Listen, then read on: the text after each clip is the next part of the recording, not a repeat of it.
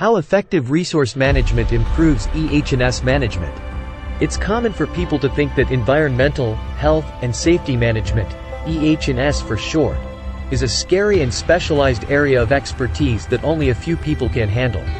The reality is that much of what's needed to effectively accomplish EH&S requirements has little to do with actual EH&S. It comes down to good management of an organization's resources, whether they are people or equipment. Afraid of managing EH&S? Well, I've got news for you. You definitely shouldn't be scared. EH&S management isn't a specter lurking in the shadows, but a strategic ally that can boost your organization's productivity and profitability. I don't know about you, but I find practical examples to be a huge benefit in helping to understand a concept. Imagine this.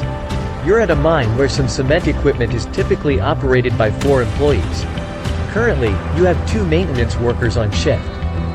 Suddenly, you receive news that the equipment has broken down. What should you do? A good bet would be to have your equipment operators prep the area, including clean up, shutting down the equipment, and de-energizing it, so that your maintenance staff can do what they do best.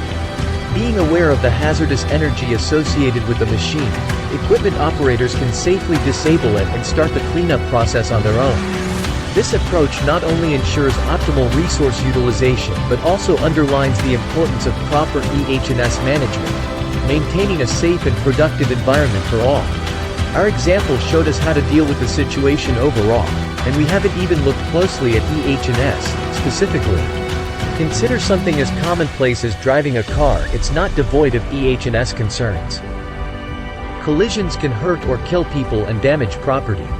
Improving your safety on the road requires taking care of your vehicle and operating your vehicle in a manner that keeps you on the road and not in a ditch. Improving how you operate and maintain the vehicle naturally improves safety.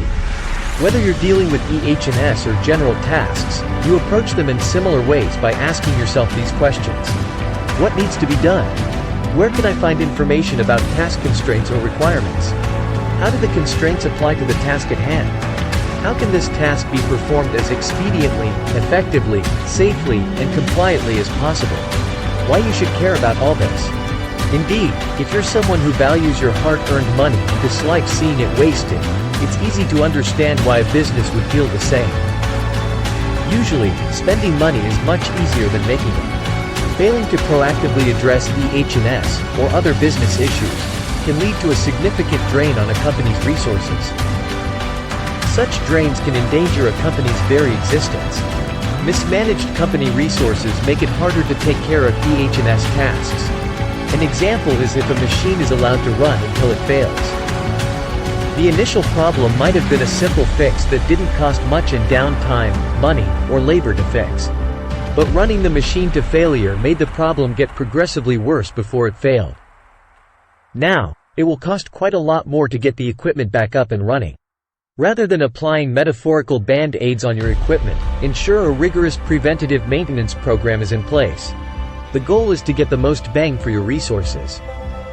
The better they are used, the easier it is to do most anything. That includes managing EH&S. Conclusion. Approach EH&S management like you would any other task. Do so with a clear and focused mindset. Don't succumb to your potential fears of the subject matter. Getting better at managing company resources can improve performance all around, including in EH&S. An added potential bonus is that if resources, human and otherwise, are managed well, EH&S related tasks may not come into play as often. Take a good look at how you can get better at managing resources today. It really does pay dividends.